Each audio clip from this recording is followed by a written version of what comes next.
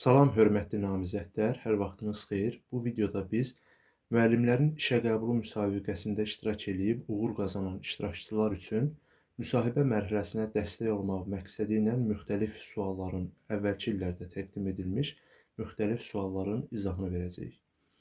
Sualların izahına keçməzdən öncə qeyd edeyim ki, əgər bu tipli videolarımızı kanalımızda görmək istəyirsinizsə, kanala abunə olub bildirişləri aktiv edin, eyni zamanda videonu bəyənin, öz dəyərli şərhlərinizi bizimlə bölüşün və əgər mümkündürsə, videonu öz yaxınlarınızla paylaşmağı da unutmayın.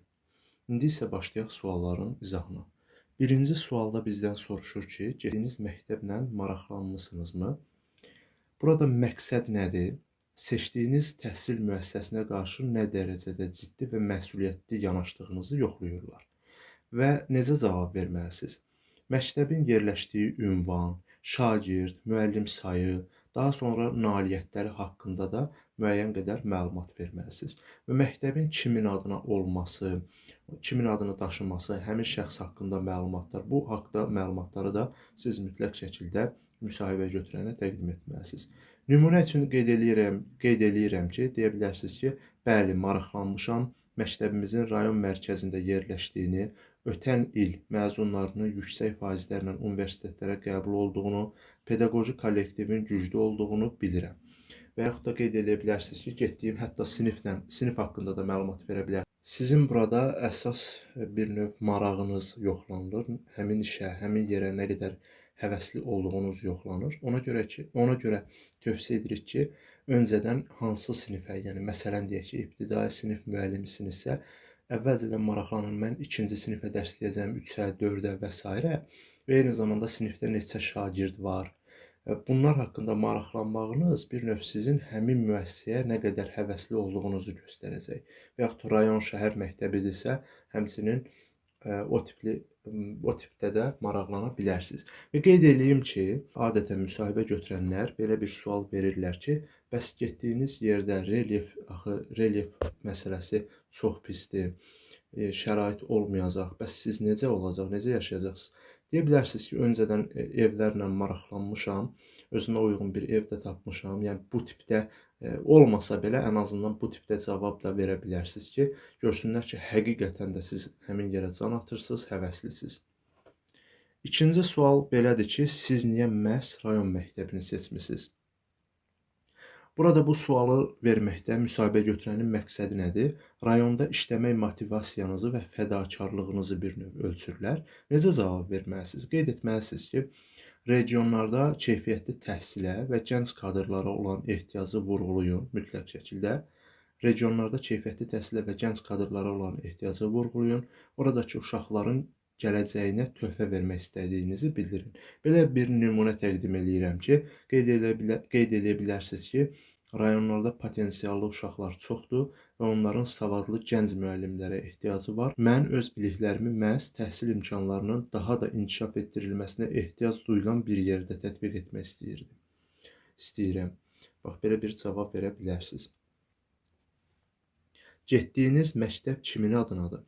Getdiyiniz məktəbin kimin adına olmasını yoxlayan müsahibə götürənin məqsədi nədir? Ümumi dünya görüşünüzü və seçdiyiniz məktəbə qarşı diqqətinizi, bir növ hətta buna kimi diqqət yetirməyinizi ölçmək istəyirlər. Bəs necə cavab verməlisiniz? Qeyd etməlisiniz ki, şəhid, milli qəhrəman, görkəmli yazıcı və ya alimin adınadırsa, həmin şəxs haqqında ən azından 2-3 cümləlik qısa, dəqiq tarixi məlumat verməyə çalışmalısınız. Məsələn, deyək ki, hər hansı bir şəhidin adınadırsa, həmin şəhid hansı müharibədə iştirak edib və belə deyək, keçdiyi zəfər yolu haqqında müəyyən bir məlumatlar olur. Həmin məlumatları da təqdim edə bilərsiniz. Dördüncü suala baxırıq. Neçənci sinifə dərs keçəcəksiniz? Baxın, burada məqsəd yaş qruplarının psixologiyasına və tədris proqramına nə dərəcədə bələd olduğunuzu bir növ yoxlayacaq və eyni zamanda sizin nə qədər diqqətli olduğunuzu yoxlamağa çalışırlar. Necə cavab verməlisiniz? Keçəcəyiniz siniflərin, məsələn, ibtidai sinifdir, onun haqqında 5-9-cu siniflər və ya 10-11-ci siniflər yaş xüsusiyyətlərini və metodologiyasını bildiyinizi göstərməlisiniz. Yəni, hər sinifə uyğun metodologiyanı bildiyinizi göstərməlisiniz. Nümunə kimi deyə bilərik ki, mən yuxarı siniflərə, məsələn, 9-11-ci sinifə dərs keçəcəyəm.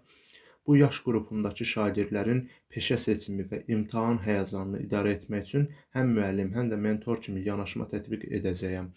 Nə bilim, onlara müxtəlif dəstəklər olacağam. Onlar üçün müxtəlif dəstəkləyici mühit yaradacağam.